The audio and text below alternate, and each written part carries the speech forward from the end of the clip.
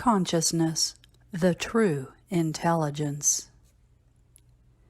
Hello friends, I am Lori Lines of Higher Self Access.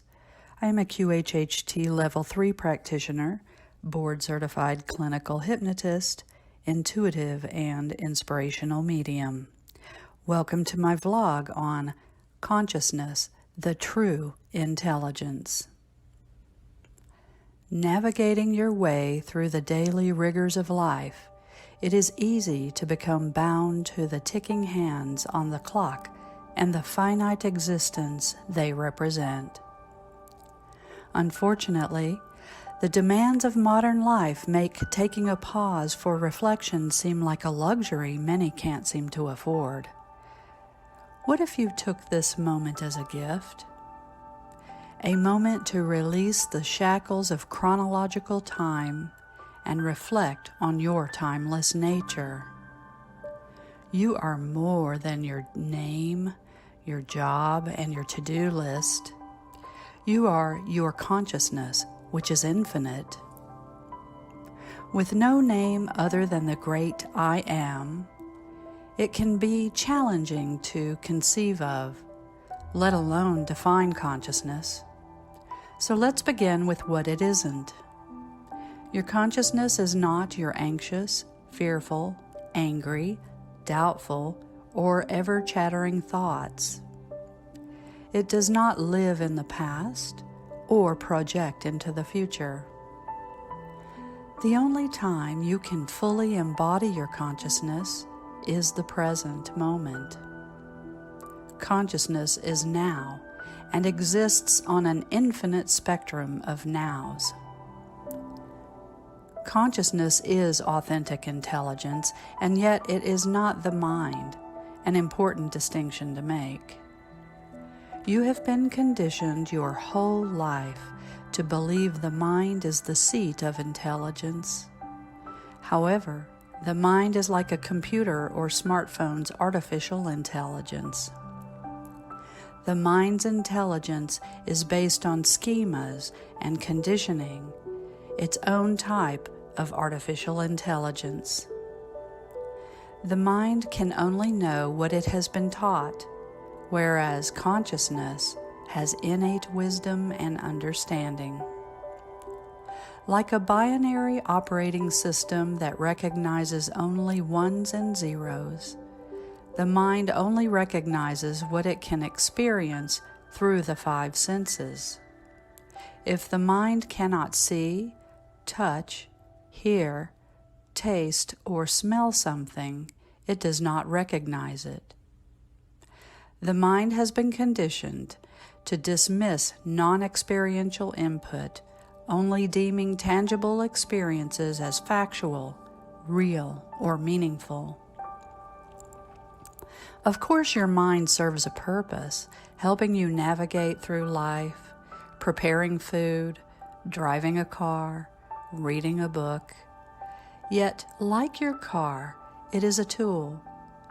And just because it helps you get from one task or location to another, doesn't mean it is you. People who become overly aligned with the mind are unknowingly led by the ego. The ego, whose existence serves to protect only itself, is sustained by the chattering thoughts of the mind.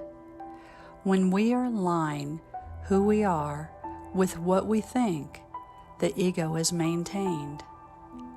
The comparison-loving, attention-seeking ego is misaligned with the stillness of consciousness. The ego feels a kinship with the busyness of the mind. The ceaseless prattle of the over-empowered mind swells the ego with importance. In a society where people wear busyness, no matter how superficial, like a badge, the more overthinking the mind does, and the more secure the ego feels. Ego death is instrumental in the process of spiritual growth because while the ego portrays itself as who you are, it is an impediment to connecting with your true self. Your mind's idle chatter distracts you from confronting your pain body and shadow self, unearthing wounds and truths that allow you to ascend toward enlightenment, undermining your ego's very existence. Consciousness, on the other hand, is secure. It lies within you and is you, pervading every aspect of who you are, yet so much more. Consciousness is self-sustained. From this life to the next, your consciousness is the only enduring part of who you are. And with nothing to prove and beyond any comparison, consciousness does not yearn for attention and acknowledgement like the insecure ego. Therefore, unlike ego that constantly seeks your attention, you must seek consciousness out, searching for it in a world whose chaos can drown it out and obscure it with a vast accumulation of knowledge. Where is consciousness found? You can find it in the present moment, shining brightly through breaks in the mind's noisiness. The more glimpses you get of consciousness, the more you will intuitively seek its peace, its wisdom, and its power. The source of infinite intelligence and irrefutable truth, all members of humanity must awaken to consciousness or be left behind, imprisoned by the walls of the mind that the ego so steadfastly guards. While many may feel lost and afraid when first encountering the stillness of consciousness, it is only the fleeting cries of the ego, fearful of its own demise. The ego will try to mislead you into believing that because you are your mind, its silence belies your existence. That the end of the unceasing stream of thought is indicative of the death of your personhood, when in fact it is the gentle stirring of your authentic self, the illuminating dawn of consciousness heralding a brand new day and existence. Thank you for listening. I wish you love and truth. I am Lori Lines.